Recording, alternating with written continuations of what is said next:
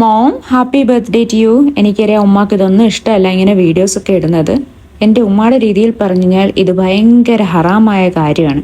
എങ്കിലും ഇതിവിടെ കിടക്കട്ടെ, എപ്പോഴെങ്കിലുമൊക്കെ നമുക്കെടുത്ത് കാണാമല്ലോ. ഇതെൻ്റെ ഉമ്മ. ഇന്ന് എൻ്റെ ഉമ്മാക്ക് 54 വയസ്സായി. ഉമ്മയുടെ പേര് ഹിന്ദെന്നാണ്. നമ്മളെല്ലാവരും കൂടി സ്നേഹത്തോടുകൂടി ഹിന്ദുമ്മ എന്നാണ് വിളിക്കുന്നത്. ഞാൻ ജനിച്ചു കഴിഞ്ഞ് എനിക്ക് അറിവ് വെച്ച നാൾ മുതലേ ഉമ്മ എന്നല്ല വിളിച്ചത്, ഹിന്ദുമ്മ എന്നാണ് വിളിച്ചത്. ഞാൻ കുറച്ച് കാര്യങ്ങൾ എൻ്റെ ഉമ്മയെ പറ്റി പറഞ്ഞോട്ടെ. ഇവിടെ ഞാൻ പ്രഗ്നൻ്റ് ആയ സമയത്ത് ഏറ്റവും കൂടുതൽ ഹാപ്പി ആയത് എൻ്റെ ഉമ്മയാണ് കേട്ടോ. പ്രസവിച്ചു കഴിഞ്ഞ് കുഞ്ഞിനെ എങ്ങ് തന്നേക്ക്, ഞാൻ നോക്കിക്കോളാം, എന്നിട്ട് നീ നിന്റെ ജോബിന് പോയി അടിച്ചു പൊളിച്ച് പറന്ന് നടക്കുക എന്ന് എന്നെ പറഞ്ഞത് എൻ്റെ ഉമ്മയാണ്. അതുപോലെ എൻ്റെ ഡ്യൂ ഡേറ്റ് അടുത്ത ടൈമിലും ഞങ്ങളുടെ വീടൊക്കെ പെയിൻ്റ് അടിച്ച് എൻ്റെ ആദത്തിനെ വെൽക്കം ചെയ്യാനായിട്ട് ഭയങ്കര സന്തോഷത്തോടെയായിരുന്നു എൻ്റെ ഉമ്മ നിന്നിരുന്നത് കേട്ടോ. പിന്നെ ഞാൻ തിരിച്ച് ജോബിനൊക്കെ കയറിയ സമയത്ത് എൻ്റെ ആദത്തിനെ നോക്കിയത് എൻ്റെ ഉമ്മയാണ്.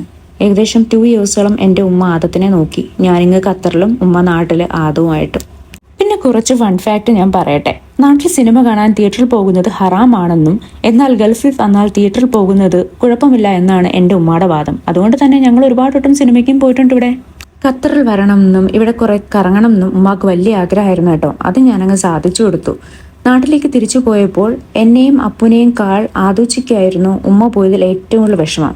അതുപോലെ ഉമ്മാക്കും മോളായ എന്നെ വിട്ടുപോയതിനേക്കാൾ ഏറെ വിഷമം ചെറുകുട്ടിയായ ആദൂച്ചയെ വിട്ടുപോയതിലായിരുന്നു. അങ്ങനെ 2 days ആദം കിടന്നുറങ്ങിയത് ഉമ്മാടെ മുസല്ലയും കെട്ടിപ്പിടിച്ചിട്ടായിരുന്നു. ഇടയ്ക്കിടയ്ക്ക് ഞാൻ ഫ്ലൈറ്റ് ഓപ്പറേറ്റ് ചെയ്ത് നാട്ടിൽ പോകാറുണ്ട് കേട്ടോ. അതുകൊണ്ട് തന്നെ എനിക്ക് എൻ്റെ ഉമ്മ നാട്ടിലുള്ളതാണ് ഇഷ്ടം.